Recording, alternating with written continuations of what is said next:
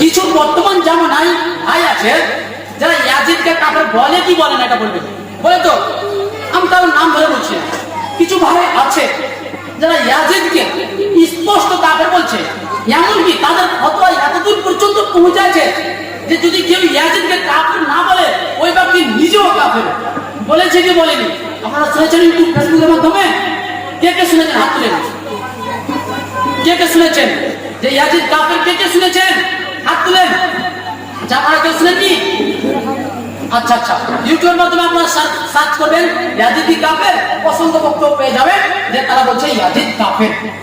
তো চলুন তাদের বই থেকে প্রমাণ করা যাক ইয়াজিদ কাফের কিনা। আর তাদের দুইজন ইমাম তথা ইমামে আজম যিনি সর্বপ্রথম ইমাম আবু হানিফা রাহমাহুল্লাহ, তার এই সংগত মতামত কি। তারপরে দ্বিতীয়ত যারা কাফের বলছে বেরেলভি ভাইরা, তাদের এই সংগত তাদের ইমাম আহমদ রেজা খান বেরেলভি সাহেবের এই সংগত মতামত কি রয়েছে বইয়ে যেভাবে রেখেছে আমি সেম ওটাই করবো। আমি এদিক ওদিক কিছু বলবো না, যেটাই রেখেছে সেটাই আমি বলবো। আর ফয়সালা আপনাদের উপরে দিয়ে দিলাম।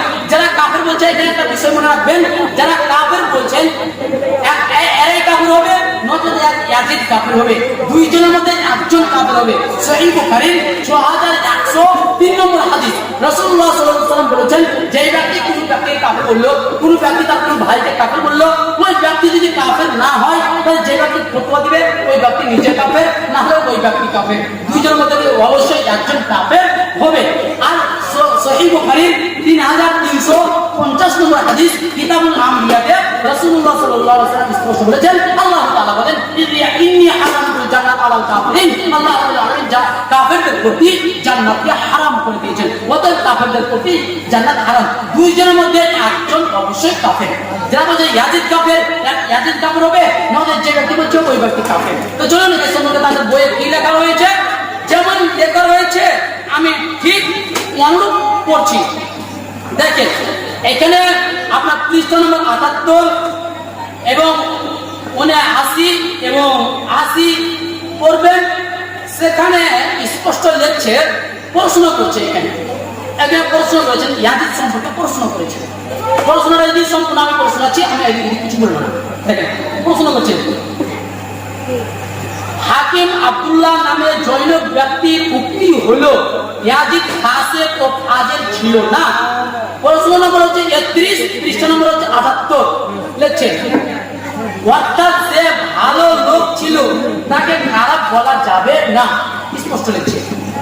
এবার দেখুন আরো বলছে, সে একথাও বলেছে সাইয়্যিদুনা ইমাম হুসাইন রাদিয়াল্লাহু তাআলা ইয়াজিদের বিরুদ্ধে যাওয়া উচিত ছিল না। কেন গেলেন? কারবালার যুদ্ধটি ছিল সিংহাসন ও রাজ্য লাভের যুদ্ধ। হাকিম সাহেবের সাথে ফজরের পর লোকজন মুসাফা করতে গেলে সে হাত গুটিয়ে নেই এবং বলে এটা বিদআত। এখন প্রশ্ন হলো, হাকিম আব্দুল্লাহর এই উক্তি কি অসত্য নয়? এই উক্তির দ্বারা কি সে সাইয়্যিদুশ শুহাদা ইমাম হুসাইন রাদিয়াল্লাহু তাআলা উচ্চ মর্যাদার সাথে বেয়াদবি করেনি? সে কি মিথ্যাবাদী নয়? মুসাফা থেকে হাত গুটিয়ে নেওয়া ও অস্বীকার করা দ্বারা কি সে একথা প্রমাণ করেনি যে সে মুসাফাকে বিদআতে সাইয়্যা মনে করে এবং তার এই কাজটি কি ওয়াহাবিদের কাজ নয়? প্রশ্ন করেন, এত বড় প্রশ্ন। তারপরে দেখেন আহমদ রেজা খান বেরেলভি রাহমাহুল্লাহ জবাব দিচ্ছিলেন। জবাব প্রশ্নকারীর প্রশ্নটি জবাব হয়ে গেছে। 1 নম্বর প্রশ্নকারী যে প্রশ্নটি করেছে ওটাই একটা জবাব হয়ে গেছে। 2 নম্বর বলছেন আহলে সুন্নাত ওয়াল জামাতের ঐক্যমতের নাপাক ইয়াজিদ ছিল ফাসিক ও ফাজিল এবং কাবিরা গুনাহের গুনাহগার। ওরা ফাসিক এবং ফাজিল ছিল, তাকে এখনো কাফের ফতোয়া দেয়নি। কে? আহমদ রেজা খান বেরেলভি সাহেব, তিনি এখনো কাফের ফতোয়া দেয়নি।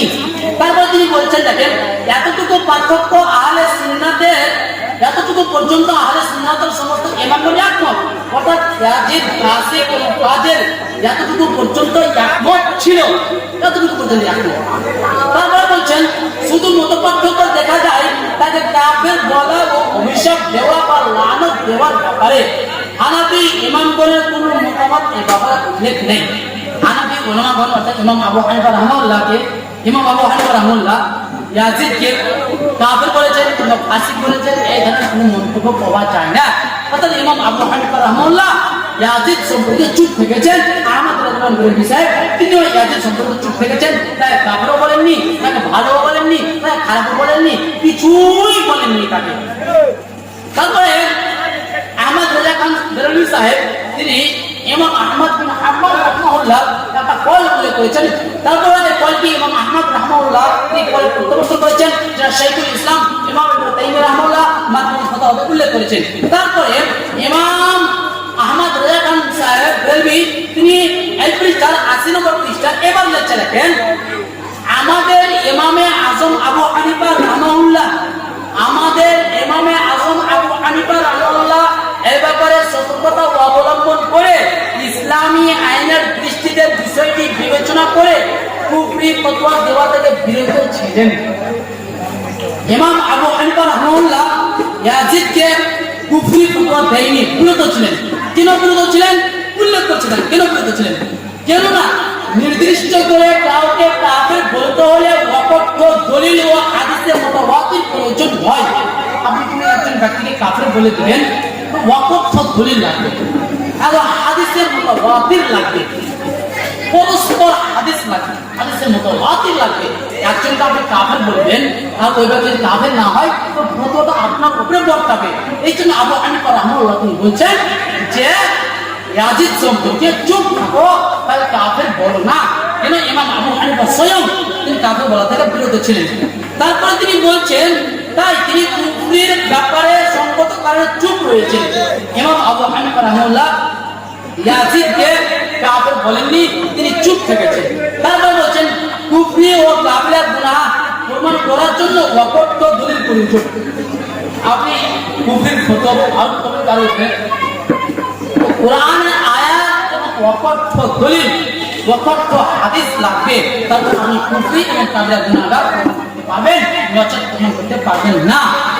তারপর বলছে তওবা না করার উপায়, তওবা না করার উপর পরকালের শাস্তি নির্ভরশীল। ওই ব্যক্তি তওবা না করেছে, যদি ওই ব্যক্তি সত্যি সত্যি অর্থাৎ ইয়াজিদ যদি সত্যি সত্যি হুসাইন রাদিয়াল্লাহু তাআলা আনহুকে হত্যা করেছে, তাহলে ওই ব্যক্তি শাস্তি পাবে। ইমাম আবু হানিফা রাহমাহুল্লাহ তিনি স্পষ্ট বলছেন।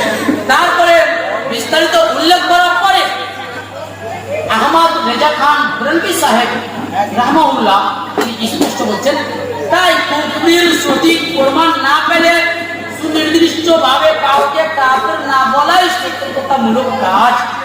অতএব কাফের বলা থেকে বিরত থাকতে হবে। কেন কাফের বলা সম্পর্কে কোনো ওয়াকফ দলিল নেই। অতএব ইয়াজিদ সম্পর্কে চুপ থাকাটাই একজন বুদ্ধিমত্তার পরিচয়। আচ্ছা একটা কথা বলে